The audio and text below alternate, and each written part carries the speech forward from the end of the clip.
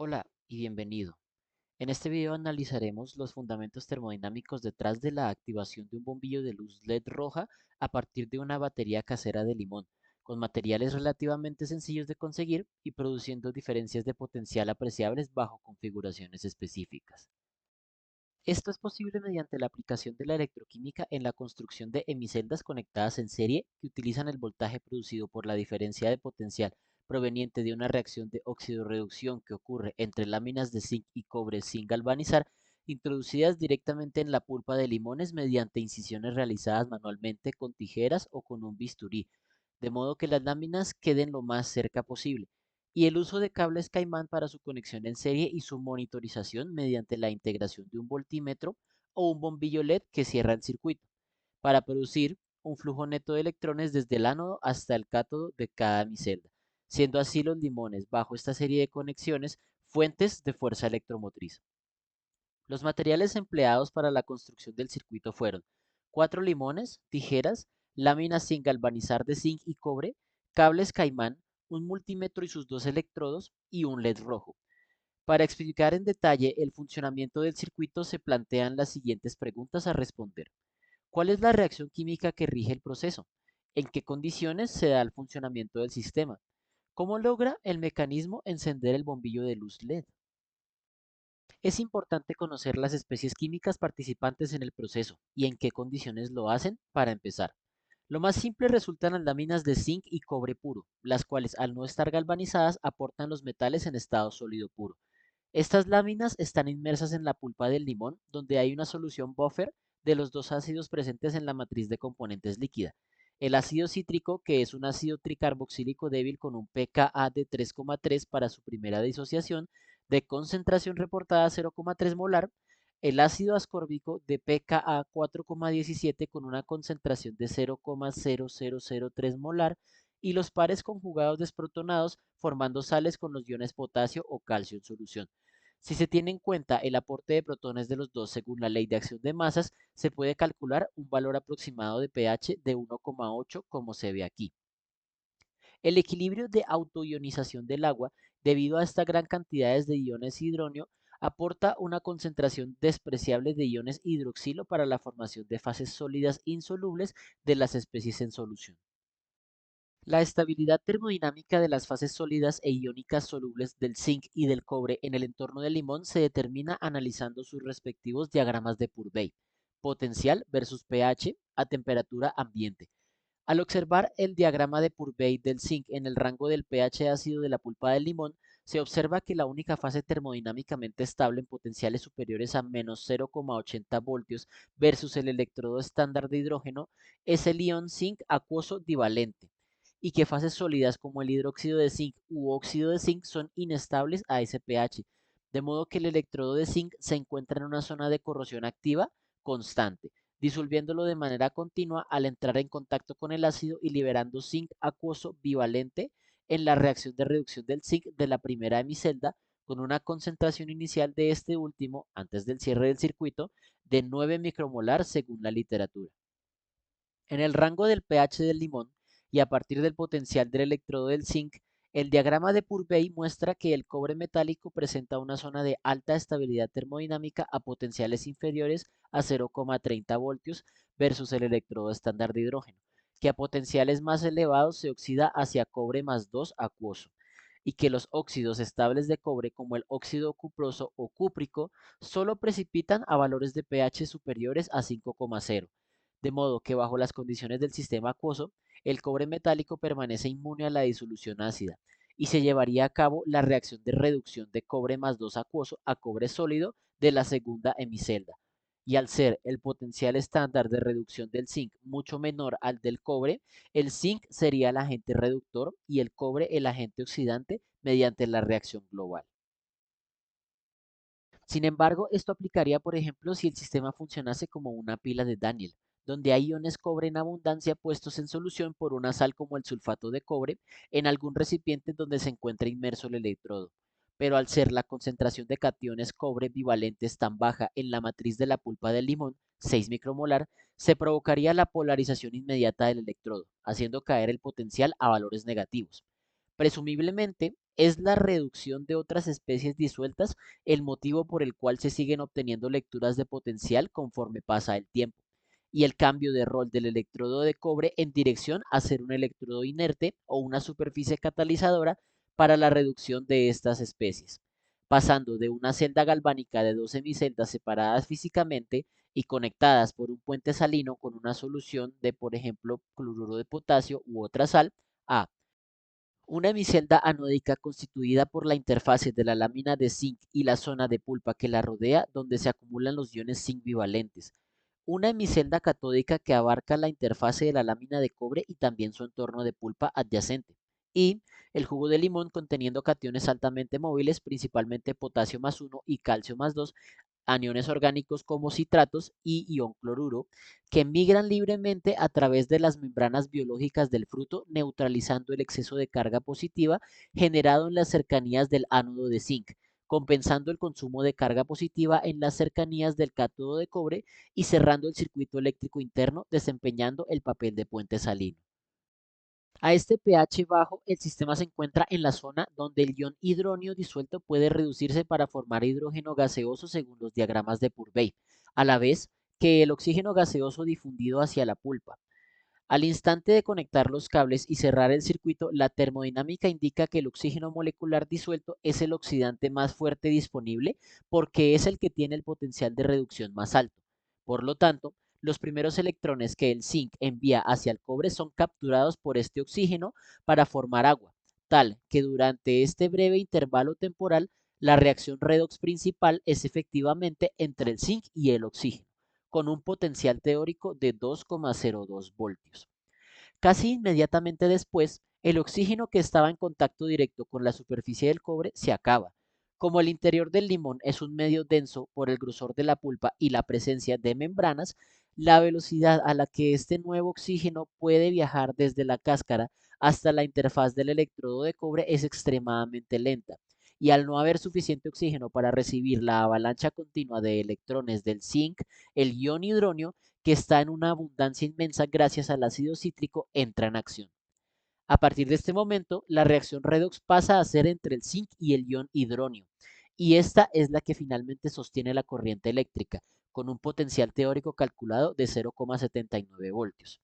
Finalmente, el potencial medido experimentalmente fue de 0,88 voltios para un solo limón, como se ve en la foto del multímetro conectado al circuito, debido a las resistencias internas del propio circuito y desde la disolución de electrolitos, lo que valida experimentalmente la reacción propuesta. Ambas reacciones de reducción del oxígeno molecular e iones hidronio pueden pasar en ambos electrodos, pero ocurre con más frecuencia en el electrodo de cobre y, adicional a la similitud entre valores del potencial de celda, en un experimento realizado por Henrik Elstrom en el año 2020, donde de manera similar al montaje experimental se inicia un flujo neutro de electrones, pero aplicando una corriente de 0,5 miliamperios directamente sobre las láminas en contacto, en vez de medir el voltaje que la reacción redox espontánea que se lleva a cabo produce, mediante la interfaz de distribución de corriente terciaria y electrolito de soporte de COMSOL y el modelamiento de el transporte de carga mediante una conductividad constante, el transporte de especies mediante las ecuaciones de Nernst-Planck, las reacciones de los electrodos basadas en la cinética de Butler-Volmer, similar al fundamento de la voltamperometría cíclica que incorpora la ley de acción de masas, y el cálculo de los potenciales de equilibrio mediante las ecuaciones de Nernst, es posible comprobar el orden de reacción descrito anteriormente, aquel donde primero el oxígeno molecular disuelto reacciona y luego los iones hidronio presentes en la matriz lo hacen, mirando el gráfico de densidades de corriente locales integradas en el electrodo de cobre, donde dicho por el propio autor, cuando se activa la corriente, se observa un aumento inicial en la corriente de reducción de oxígeno que luego disminuye a medida que se agota este mismo. Luego, dado que todas las corrientes están limitadas a sumar la carga de la batería de 0,5 miliamperios debido a la forma en la que se opera la batería, el potencial cae cuando el electrodo se queda sin oxígeno hasta que alcanza un potencial de electrodo inferior al de la evolución de hidrógeno, que entonces puede intervenir para proporcionar la corriente de reducción requerida. Ahora, respecto a la pregunta, ¿cómo logra el mecanismo encender el bombillo de luz LED? Un bombillo LED es un componente semiconductor electrónico que requiere un voltaje mínimo de polarización directo para superar la barrera de energía de la separación de la banda electrónica de conducción respecto de la banda de valencia y permitir que los portadores de carga o electrones se recombinen emitiendo fotones en el proceso a nivel de los materiales con que su armazón interno está fabricado. Habitualmente arseniuro de galio y aluminio o fosfuro de aluminio, galio e indio con un umbral de voltaje de operación óptimo de 1,8 a 2,1 voltios y máximo de entre 2,2 a 2,5 voltios antes de que se llegue a fundir. Como ya vimos anteriormente, la diferencia de potencial aportada por un solo limón se encuentra en el rango de 0,7 a 0,8 voltios, lo cual resulta inferior al umbral de voltaje de operación del LED. Así, es necesario realizar la conexión en serie de al menos dos limones para acercarse al valor mínimo de 1,8 voltios. La batería de limón funciona electroquímicamente como una bomba de fuerza electromotriz que utiliza la reacción química para realizar trabajo eléctrico al bombear electrones a través de la diferencia de potencial generada entre los electrodos. Su conexión en serie parte de que, cuando se conectan fuentes de voltaje en serie, la diferencia de potencial aumenta linealmente de acuerdo a las leyes de Kirchhoff, con lo que la suma de los voltajes individuales debe resultar en un valor cercano a 3,2 voltios teóricamente, y permitiendo establecer el diagrama del circuito eléctrico que se ve en la diapositiva, tanto para el multímetro como para el bombillo LED. Se utilizó un multímetro para monitorizar el valor de diferencia de potencial generado por la conexión en serie mediante la unión de sus dos electrodos a las terminales. El electrodo de la terminal de medición de cable de color rojo se conectó al cable de caimán proveniente de la lámina de zinc del cuarto limón del circuito y el electrodo de la terminal común COM de cable de color negro a la lámina de cobre del primer limón, con lo que se obtuvo un valor de 3,53 voltios, que es aproximadamente el producto del voltaje inicial medido para un limón por la cantidad de limones utilizados en la batería. Resulta fundamental identificar las terminales de conexión del LED para asegurar su polarización directa y permitir el paso de la corriente. Estructuralmente, la terminal más larga que contiene un electrodo de menor tamaño debe conectarse al cable caimán que proviene de la lámina de cobre del primer limón, y la terminal más corta que contiene un electrodo de mayor tamaño con copa de soporte debe ir conectada al cable que proviene de la lámina de zinc del cuarto limón. Esta diferencia de potencial de 3,53 voltios supera con creces el voltaje de umbral óptimo del LED. Sin embargo, la baja conductividad iónica de la pulpa proveniente del pH elevado en conjunto con las concentraciones ínfimas de electrolitos fuertes disueltos le otorga al sistema un valor alto de resistencia interna que actúa como un mecanismo limitante de corriente integrado que, a diferencia de los circuitos alimentados con fuentes de FEM de baja resistencia como las baterías comerciales, impide el paso de una corriente de la suficiente magnitud para dañar el diodo del LED y en últimas ocasiona que ilumine con una intensidad considerable como se ve en el video. Como experimento adicional, se analizó el efecto de la combustión de la sacarosa o azúcar de mesa en condiciones normales y en conjunto con óxidos alcalinos presentes en la ceniza. Al intentar iniciar la combustión de la sacarosa utilizando una fuente de calor convencional como un encendedor, se observa que el material únicamente experimenta fusión, ebullición y una posterior caramelización, sin llegar a generar una llama sostenida. Este fenómeno ocurre debido a que la energía de activación necesaria para que las moléculas de sacarosa reaccionen con el oxígeno atmosférico es considerablemente alta y la energía en forma de calor aportada por una llama simple es insuficiente para romper los enlaces moleculares de manera eficaz y rápida. Sin embargo, al incorporar cenizas provenientes de la quema de hojas secas o madera al azúcar, la mezcla se enciende con facilidad y mantiene una combustión constante. Es en este punto donde los compuestos presentes en la ceniza intervienen de manera fundamental como catalizadores del proceso. Para comprender este comportamiento termodinámico es necesario analizar primero la composición de las cenizas. Durante su ciclo de vida, las plantas absorben diversos minerales del suelo. Al someter las hojas secas a un proceso de combustión, la materia orgánica compuesta por carbono, hidrógeno y nitrógeno se volatiliza, dejando un residuo inorgánico sólido. Este residuo es particularmente rico en metales alcalinos y alcalinotérreos, destacando la presencia de potasio, calcio y magnesio. Dependiendo de las condiciones de temperatura y de la exposición al oxígeno durante la quema original, estos metales se estabilizan en forma de carbonatos, como el carbonato de potasio, o de óxidos alcalinos, tales como el óxido de potasio o el óxido de calcio, siendo estos últimos los principales agentes activos en la catálisis.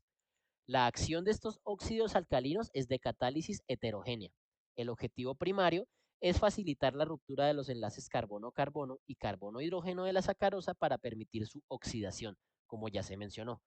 Cuando el azúcar se funde por el contacto inicial con el calor, interactúa íntimamente con los óxidos de la ceniza. Los iones metálicos con carga positiva interaccionan fuertemente con los átomos de oxígeno de la molécula de sacarosa, los cuales poseen una alta densidad electrónica y desplazan la nube de electrones de la molécula orgánica, generando una tensión estructural que debilita significativamente sus enlaces internos. Con esto, la energía de activación del sistema disminuye, permitiendo que la energía en forma de calor inicial aportada por el encendedor sea suficiente para llevar a cabo la reacción de combustión completa, descrita por la ecuación estequiométrica de la diapositiva. Finalmente, como referencias tenemos las siguientes fuentes por si deseas profundizar sobre alguno de los conceptos tratados en este video. Te agradezco mucho que hayas llegado hasta esta parte del video. Me despido y hasta la próxima.